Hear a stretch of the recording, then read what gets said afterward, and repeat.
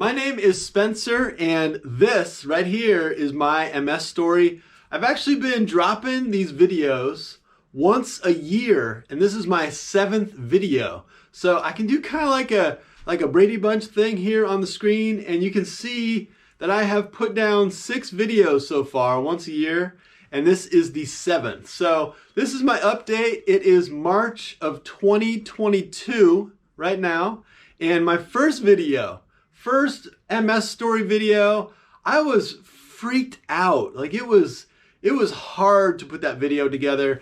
I did it and I did it again. That one was in March of 2016.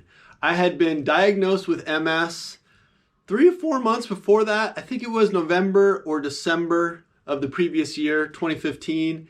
And that diagnosis came after like 17 years, 15, 16, 17 years of having MS symptoms, going to see doctors, getting weird answers, having one person tell me I didn't have MS, telling me I had different things. So that diagnosis totally threw me for a loop.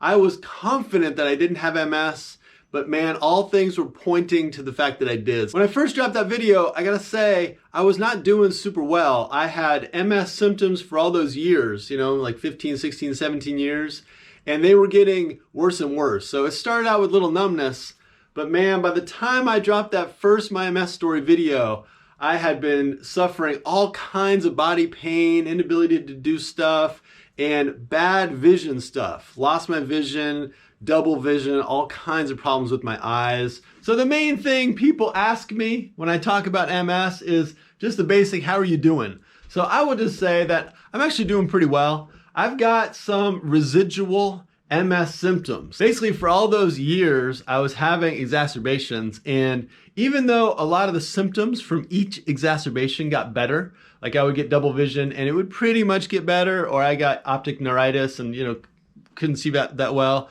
and it pretty much got better. Even though things basically healed up, there was some residual damage. Like on my MRI scans, there are still visible lesions, and those lesions mean that my system, my central nervous system, is not operating perfectly. It's not like optimal. So I have some residual symptoms, but the good thing is that I have not had new exacerbations in the past 6 years. Even though there's always a possibility of degradation, even if you don't notice it with MS, like little damage here, little damage there, I have not had any big noticeable exacerbations. And that corresponds to the fact that I just haven't had any new forms of disability or things I can't do or things that are just messed up with my system. I'm still doing the same things that I set out in that first video.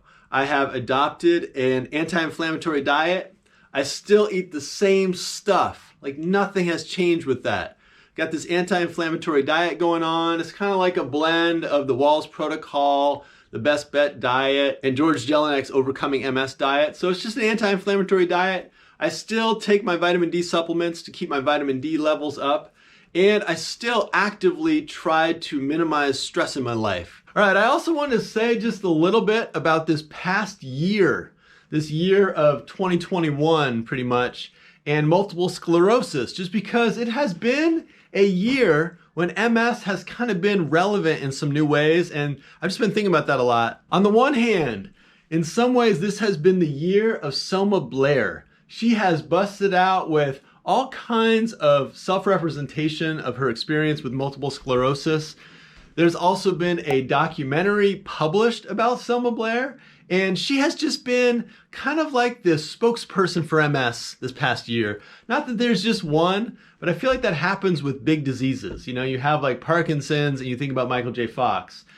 Lately, with multiple sclerosis, you had MS and you think about Selma Blair. So I find that a little bit frustrating just because any one person's experience with a really variable disease like MS, that person's experience, that narrative can kind of flatten it out and run the risk of making it seem like everyone's MS is Selma Blair's MS.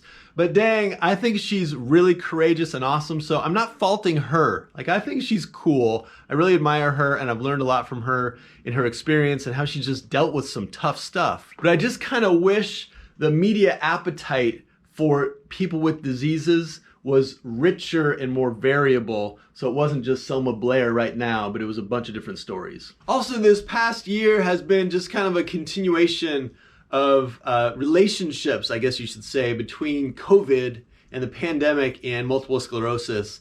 It's weird. There are some drugs that some people with MS take, like monoclonal antibodies. And I never heard about those things until I heard about MS, but suddenly monoclonal antibodies are in the news just because they are being used, different versions of monoclonal antibodies being used to treat COVID. So it's just kind of interesting. Overblown immune system reactions are being discussed in relationship to COVID, and that's something that people with MS deal with all the time. You know, when you have a big exacerbation, it usually involves your immune system like getting inflamed and fired up, and that is also something that happens with COVID. There's just a way that in the past year, MS relevant issues and medications and problems and things like that have been just coming up because of the ongoing pandemic. I was also worried about vaccination and how it might cause exacerbations. That hasn't been a problem for me. And I would just say for me, since this is my MS story, pandemic has not really been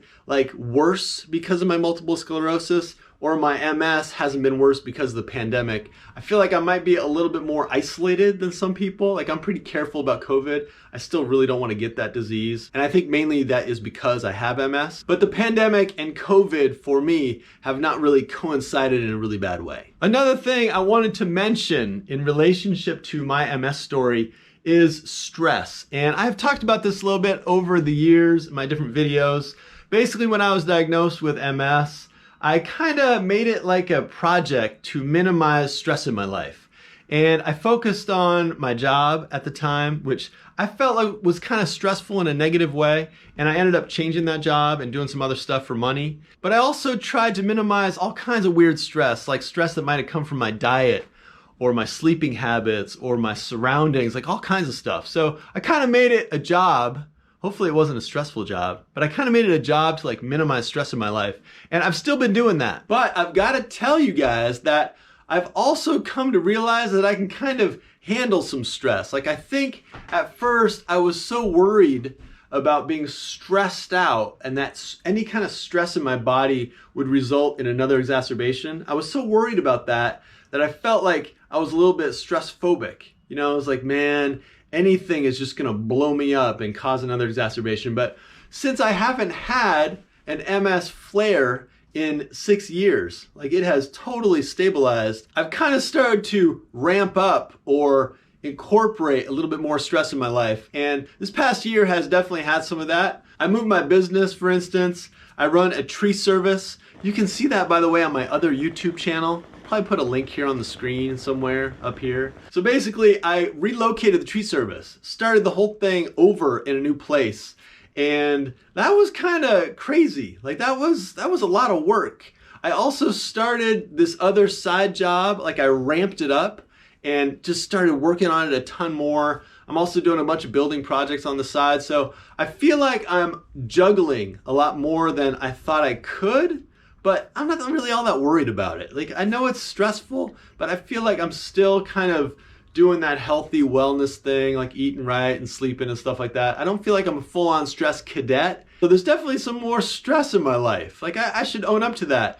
Things have become a little bit more of a juggle fest, but at the same time, I feel like it's okay. So I just want to end this video by saying that I am super optimistic, like very positive about my own experience with multiple sclerosis and also about other people with MS. Like, I feel like this disease is hellacious, like really potentially horrible. Like, to be debilitated and unable to do things physically and cognitively, it's like the worst.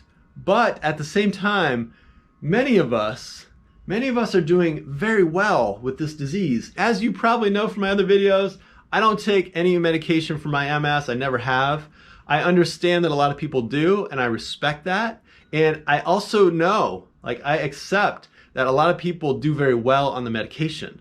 But I simply treat my MS with this anti-inflammatory diet, vitamin D, taking it easy, that kind of stuff, and I'm doing really well. My disease has been in remission for 6 years. It's been just awesome. So I'm very optimistic about MS, but at the same time, especially because I hear from people through these videos, people message me and stuff like that. At the same time, I recognize that it is rough. It is a rough disease. So I always have to remind myself that today can be good with MS, but man, tomorrow can be completely craptastic. It is a disease that is variable and unpredictable. And when it sneaks up on you, man, it's like everything else shuts off and what you have to deal with is MS because it's just so difficult. All right, thanks for putting up with another My MS Story video. I'm gonna do this again next year. I'm just doing this annual thing. Just keep on doing it. Every March, a My MS Story video. I also usually post other videos to this channel about MS and health and wellness and stuff. I think it's been a while since I've done one of those, so I should probably do that a little more frequently. Anyway, hit me with a comment down below. Post a comment down below and I will respond. It's always good to hear from people. If you want to message me directly, email, Instagram, Facebook, all that stuff, MySpace, whatever. Hit me up with a comment and I'd love to hear from you and we can chat about stuff. All right, thanks for listening to My MS Story.